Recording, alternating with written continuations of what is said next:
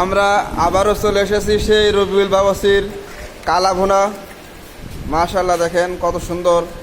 ভাই নিয়মিত প্রতি শুক্রবারে গহরডাঙ্গা মাদ্রাসার ছাত্রদেরকে গোশত পাক করে খাওয়ায়। মাশাআল্লাহ, ভাইয়ের বয়স কিন্তু বেশি না, অনেক কষ্ট করে ছাত্রদেরকে গোশ ইনসাফ অনুযায়ী ভাগ করে দেওয়া হচ্ছে। মাশাআল্লাহ, বাইট না দেন দি ভাই। মাশাআল্লাহ,